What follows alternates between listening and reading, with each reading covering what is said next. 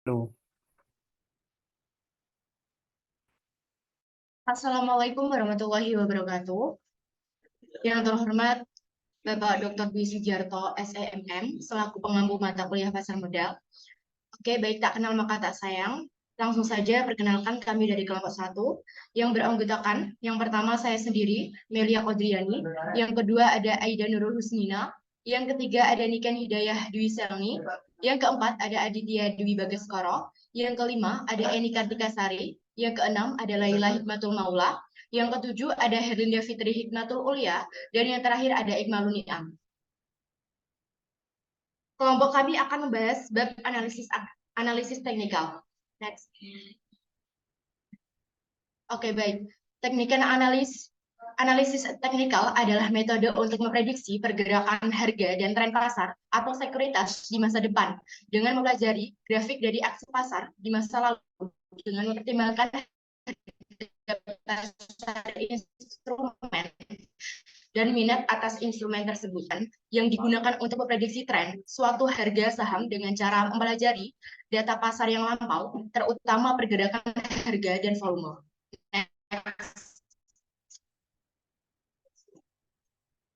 Oke, berikut ada tabel atau yaitu macam analisis teknikal. Yang pertama ada analisis teknikal, terbagi menjadi dua, yaitu analisis klasik atau subjektif dan analisis modern atau mekanikal. Dan beberapa jenisnya. Pembahasan selanjutnya akan dijelaskan oleh rekan saya. Selanjutnya ada grafik garis. Grafik garis, seperti namanya, merupakan grafik yang berbentuk garis. Biasanya hanya memuat data mengenai penutupan harga saham. Pada umumnya, analisis teknikal tidak menggunakan grafik garis karena data yang bisa terambil itu relatif sedikit. Next. Kemudian selanjutnya ada grafik candlestick.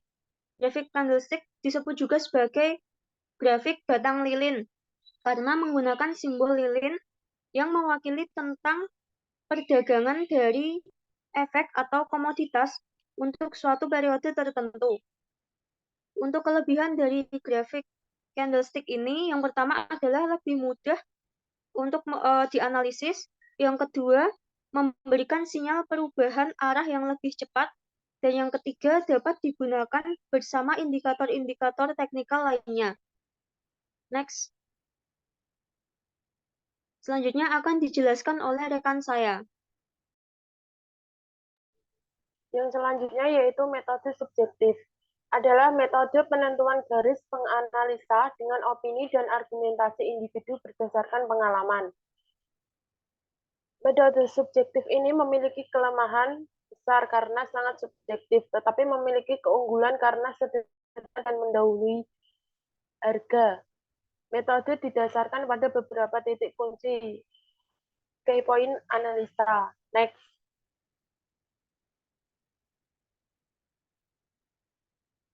Yang selanjutnya yaitu tren atau kecenderungan gerakan harga. Merupakan titik kunci yang paling mudah ditemui, dianalisa berdasarkan gerakan harga dalam waktu tertentu, misalnya 3 harian, mingguan, atau tahunan. Berdasarkan arahnya dikenal 3 jenis tren. Yang pertama yaitu tren up atau kecenderungan harga naik. Yang kedua yaitu tren down atau kecenderungan harga turun. Dan yang ketiga yaitu stagnasi atau kecenderungan harga bergerak ke samping. Berdasarkan waktunya, tren dapat dibagi menjadi 3, yaitu short term, medium term, dan long term. Tren utama atau major trend berlangsung dalam 3 tahap. Yang pertama yaitu accumulation stage, yang kedua bull market model, dan yang ketiga bear market model. Tren bisa ditentukan oleh volume transaksi, dan tren akan terus berlanjut sampai ada sinyal tertentu yang menunjukkan adanya pembalikan.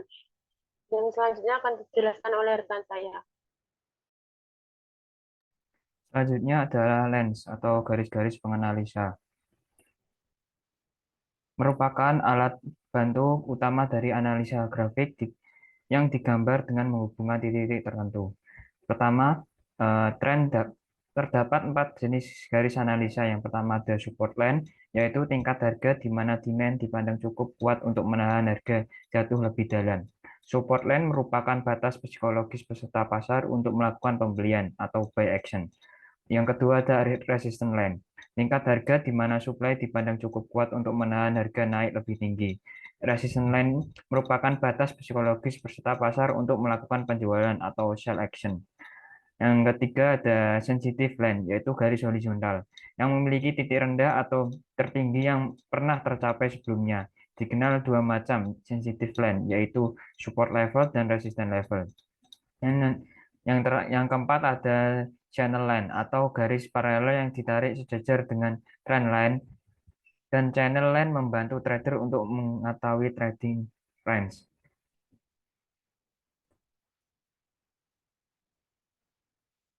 Selanjutnya ada gambarnya.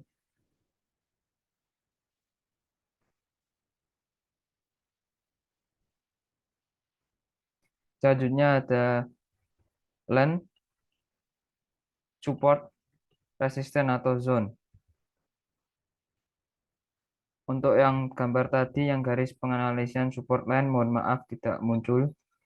Dan juga resisten line, mohon maaf tidak muncul. Dan yang terakhir ada lens, garis-garis penganalisa channel, seperti gambar di berikut. Selanjutnya dibacakan oleh teman saya. Selanjutnya yaitu ada trend lines. Trend lines pengertiannya yaitu alat yang sangat penting dalam analis teknikal yang digunakan sebagai identifikasi maupun konfirmasi. Adalah suatu garis lurus yang menghubungkan dua atau lebih titik-titik harga untuk kemudian ditarik ke depan sehingga akan berperan sebagai halnya garis support atau resistance. Dan yang pengertian yang terakhir yaitu beberapa prinsip tentang level support dan resistance dapat diaplikasikan dalam konsep garis trend. Next.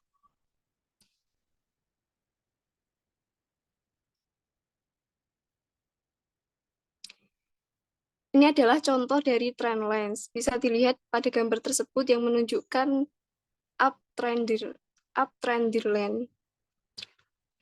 Yang kedua yaitu contoh trend line, yaitu pada grafik menunjukkan downtrend line. Selanjutnya akan disampaikan oleh rekan saya.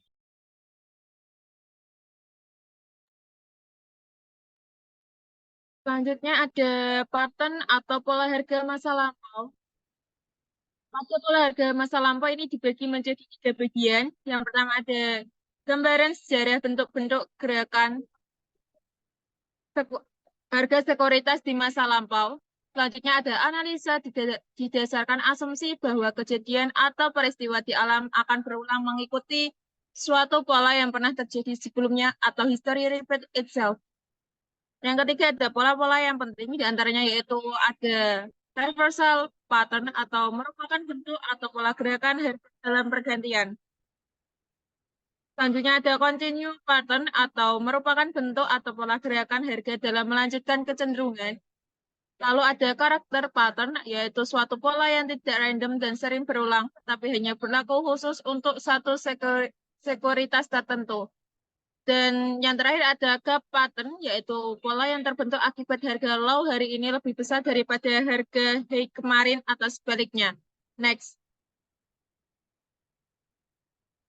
Ada metode mekanikal, dibagi menjadi 3, yaitu adalah metode yang mendasarkan analisanya pada metode statistika melalui indikator-indikator tertentu, sehingga bersifat objektif, logis, dan umum. Metode mekanikal ini memiliki keunggulan lebih dapat melepaskan diri dari faktor emosi pada saat pengambilan keputusan untuk masuk keluar pasar.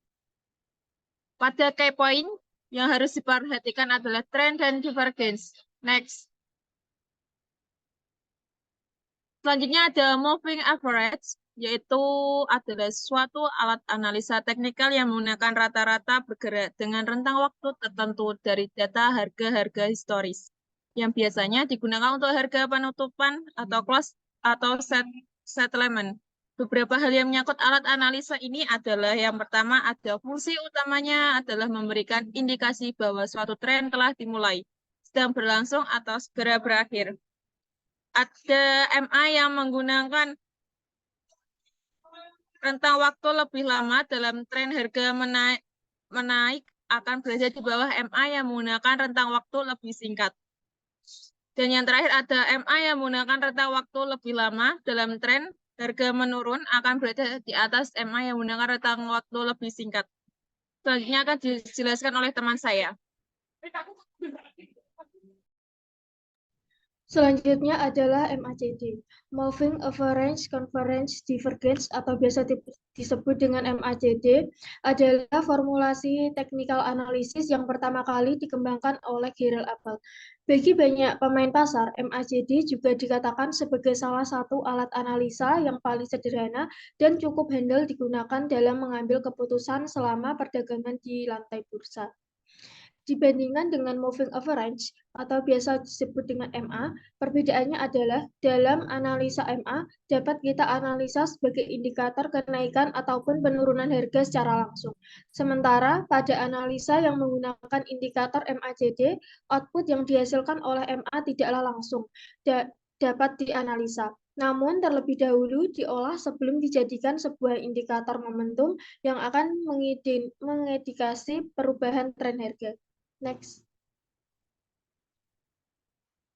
Selanjutnya yaitu stochastic oscillator.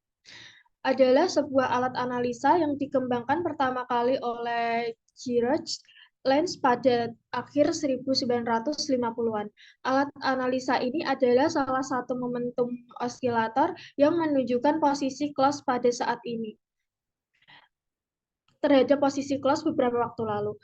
Closing level yang konsisten berada pada kondisi puncak atau peak mengindikasi terjadinya accumulation atau biasa disebut dengan buying pressure.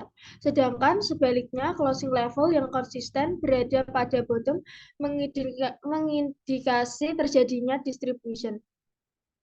Beberapa informasi yang dihasilkan dari analisa stochastic oscillator ini adalah yang pertama, informasi overbought atau oversold. Yang kedua, indikasi perubahan momentum apabila terjadi crossing. Yang ketiga, difference positif dan difference negatif. Selanjutnya akan disampaikan oleh rekan saya. Selanjutnya ada tren kecenderungan gerakan harga. Indikator Relative Strength Index RSI ini menghitung perbandingan antara daya tarik kenaikan dan penurunan harga yang diterjemahkan dalam indikator yang mempunyai selang penilaian antara 0 sampai 100. Beberapa informasi yang dapat kita peroleh dari analisa dengan menggunakan RSI adalah yang pertama konfirmasi kejadian overbought atau oversold. Yang kedua konfirmasi kejadian positif atau negatif divergence. Yang ketiga ada konfirmasi dominasi gerakan, yaitu apakah dominan kenaikan atau dominan penurunan. Next. Cut loss downgrade. Karena sifatnya yang short term, maka trading plan-nya juga harus short term. Implikasinya ketika harga sudah menembus level breakout, tapi tidak ada pergerakan signifikan atau malah turun, trader harus disiplin cut loss sambil mencari kesempatan switch ke saham lain. Tetapi yang sering terjadi adalah pada breakout yang gagal, trader yang terjebak di harga atas tidak mau cut loss. Padahal gerakan harganya sudah tidak memberi opportunity lagi.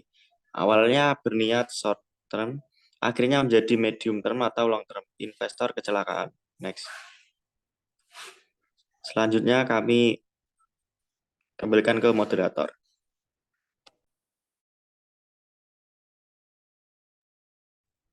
Oke, baik. Sekian presentasi dari kelompok kami. Mungkin bila ada pertanyaan atau sanggahan, nanti akan dibukakan room di Sunan ataupun di sosial media.